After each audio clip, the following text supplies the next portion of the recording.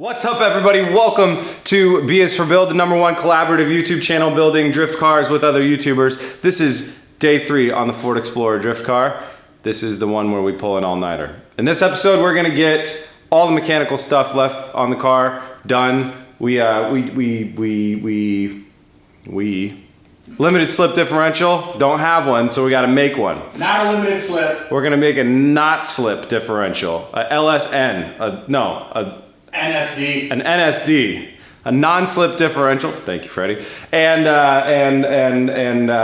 exhaust. We're gonna make this thing go vroom vroom, and air intake. So we're gonna improve the airflow, which will gain us at least 5 horsepower. Stay tuned.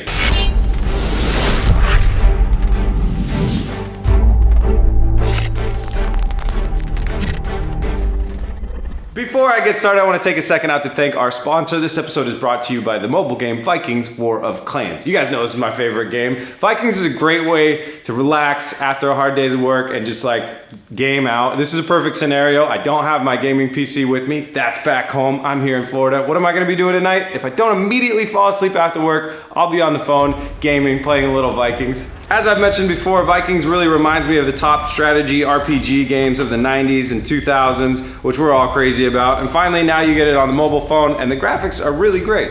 You can choose your own playstyle. You can turtle up and build a really big defensive fortress, and you can use diplomacy to convince your other friends to attack other people, or you can just go straight offensive, build a huge army, and just go start rampaging through the village side. I'm a fan of the offensive tactics. Straight up, guys, by downloading the app, you help support the channel and help me keep doing what I'm doing, and I think you're really gonna like it. So head to the link now, support the channel. Link is in the description. If you download through that link, you'll get started with 200 bonus gold and an initial protection shield. Keep you safe while you're on your grind. Thank you so much, Vikings War of Clans, for sponsoring this episode. Now let's get down to work. Now that things have calmed down a little bit around here, it's time to start thinking about exhaust. We gotta go shopping soon to get the parts. I'm really excited about maybe trying to do a cherry bomb exhaust because I haven't done one of those since high school. And since this was one of the cars I used to thrash in high school, let's get underneath and see what I could like figure out, maybe what I could fit down here. For the exhaust, we kind of have a bit of a weird situation to work with. So this is a V6 engine, so you got one bank over there, got one bank over there. Got what we believe are resonators right here. They're just gonna make it a little bit quieter. A catalytic converter, going over to another catalytic converter where our rear O2 sensor is, and then going back to the muffler, and then going out of the car. The problem is I would love to do something that's visible to the viewer that sees the car, like a side exit of some sort, but you have this frame rail right here that drops down pretty low to the lowest point of the car. But it looks like almost if I could snake it right here, if we could make a tight bend out right here, that this piece of the frame would always bottom before our piece of exhaust, which would be pretty solid. I've also spotted this exhaust hanger right here, and building near exhaust hangers and stuff like that, always gonna be good for your plan because they are the best way to hold your exhaust on. I mean, clearly that's why they're there. So that's the game plan I think I'm gonna go with. I mean, I just made this off the top of my head, but it would be great to work off of this flange here as well because it's a part I can take off of the car. I mean, hopefully, there's not too much corrosion on this car. If we can bust that off of the car, then I can weld everything like not underneath here, you know, so I can weld everything all the way around, get nice airtight welds. So I'm thinking what we'll do is, it's gonna be a long day, but we're gonna go ahead and pop this off, cut that, go from here to a cherry bomb to a 90 and out the middle of the car right there. Just create a nice little ankle burner. All right, back from the store and I got all my exhaust parts. Funny how my clothes changed in that clip. And so we got a couple straights that we need, a 90, and we got my glass pack. We got my cherry bomb glass pack that I'm super excited about because it's so red and pretty. So I'm gonna get the car up and start taking a look at how we're gonna pull the old exhaust off. And while I do that, Freddie is gonna go ahead and install our short ram intake, air intake.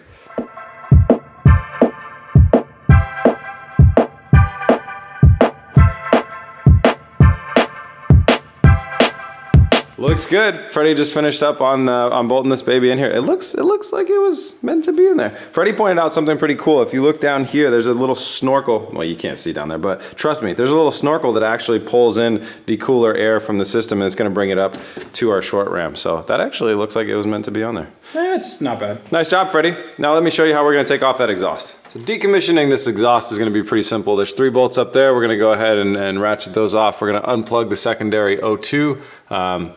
goodbye. And then there's an exhaust hanger here and some other stuff going down there that you'll see. We're just gonna rip all that stuff off, pull it out of the system, and that's goodbye exhaust, and I'll start building on from there.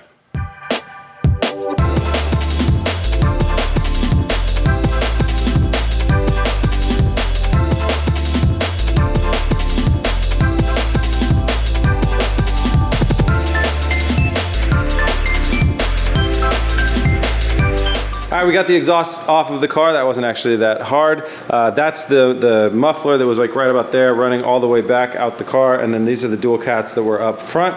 And this is the flange that we're gonna be working with. This is the saving piece that we're gonna keep. That's where we're gonna bolt on our exhaust. So the cherry bomb is gonna attach on this side. So what you're gonna see me do now, I'm gonna go ahead and cut this. I'm gonna put a bunch of relief cuts into this, and I'm gonna kind of bend it and form it around so it meets up with the cherry bomb. And then we'll go ahead and jump under there and give it a good tack weld so we know where we want to put it.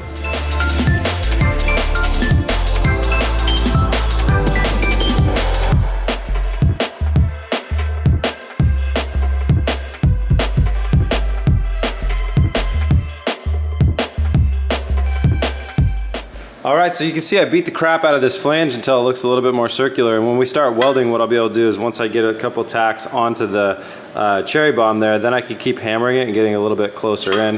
And then I'll just weld these seams up and we'll get a nice little piece.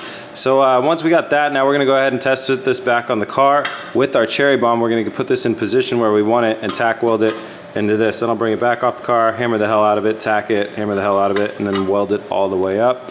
So you can see I did remove a little bit of the paint off the awesome red paint off the cherry bomb.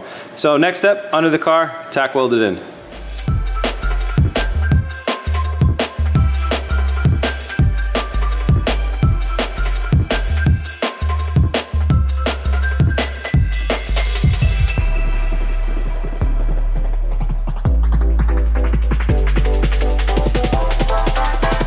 Okay, we got the first piece of the exhaust welded up. You can see we did the seam all the way around and then the two side foldy seams also. Everything came out pretty nice, airtight, no bad burn throughs or anything like that. So I'm pretty happy with how that turned out. So now we gotta go ahead and jump under the car, place this under the car, test fit our other two pieces and tack weld them. That way we can like prepare to weld them fully on the ground here.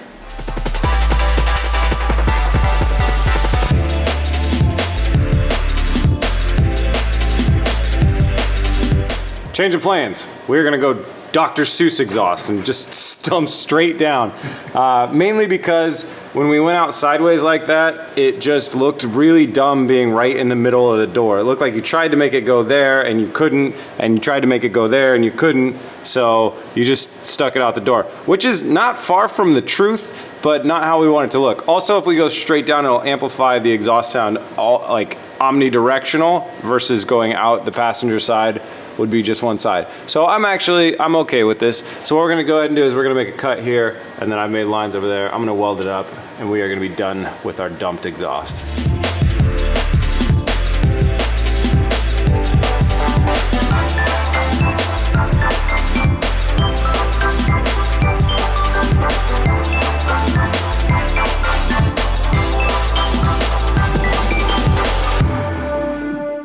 Freddie installed this beauty of a firecracker of a cherry bomb. I'm so stoked on this thing. I just like the bright red. So next step, we're gonna go ahead and saws all that off right there, and we'll be done with exhaust.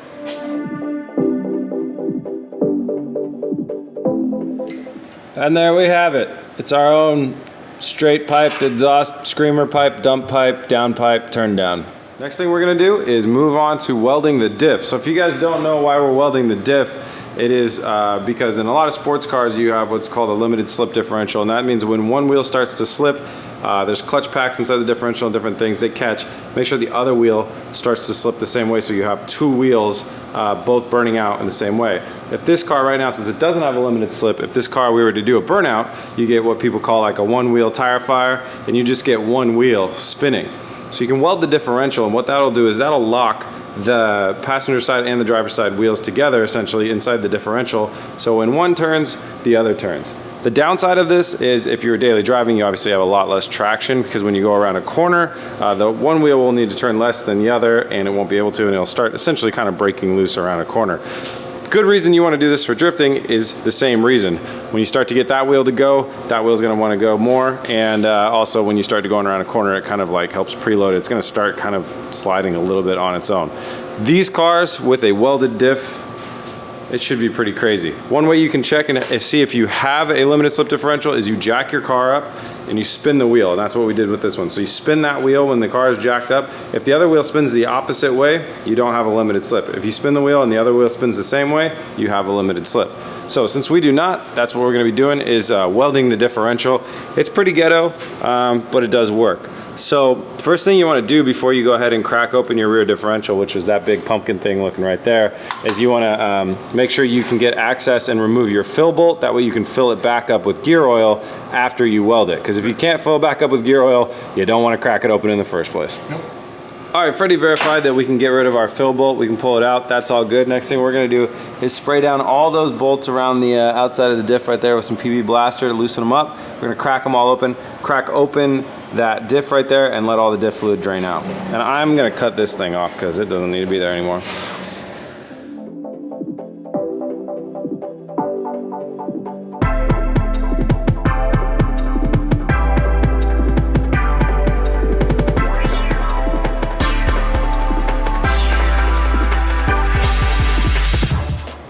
Alright guys, so this is the inner workings of a differential. We're going to a little bit more in detail on it in Freddie's video. But basically what you have are these gears and they're all kind of spinning independent of each other. And if you weld that to that one and that to that one, that one to that one, that one to that one, stick a big chunk of metal in the middle and weld everything to itself, what'll happen is for this whole thing, for any one of these two wheels to spin, it'll have to spin this whole big old mechanism right here along that big gear right there, which then moves the drive line. So that's kind of how this whole system is going to work.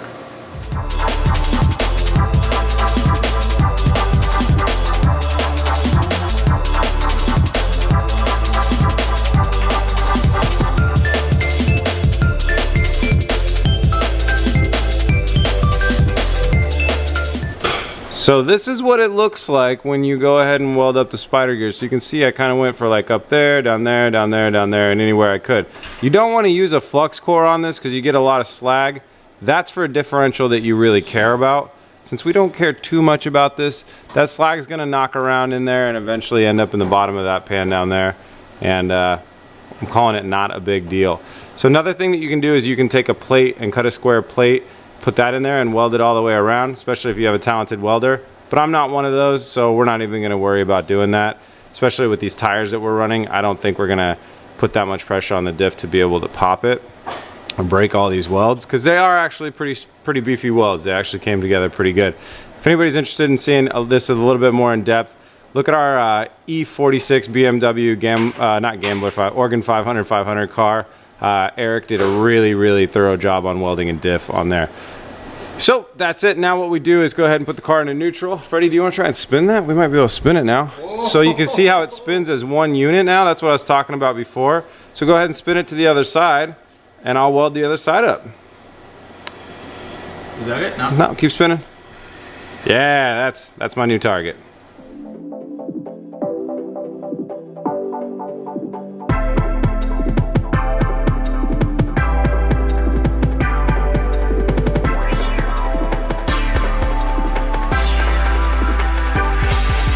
Don't really want to jinx this, but somehow pulled this off without burning myself too badly, and we welded both sides.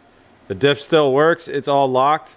That's gravy. I can't believe it. I mean, I can believe this worked, obviously, but this actually went off pretty much without a hitch. Again, don't want to jinx myself. So next thing we got to do is you got to scrape all the old gasketing off of your lid and your diff, lay new gasketing, and go ahead and reattach your diff cover.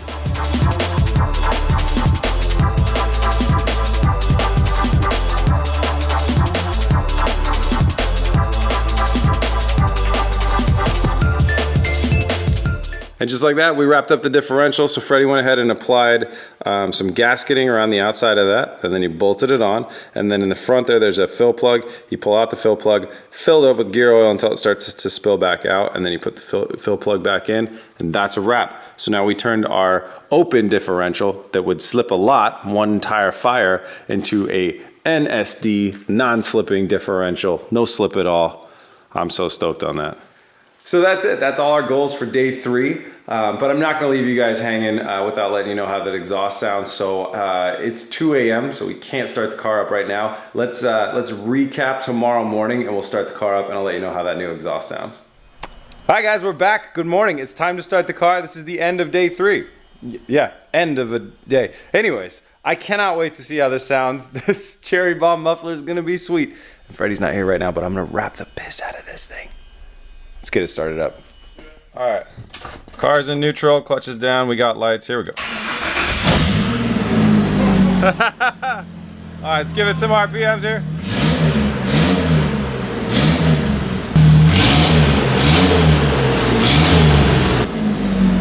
That was like 1,000 RPMs. That's like 1,000. Oh my God. We can't go very loud, can we? No. All right, we're done here.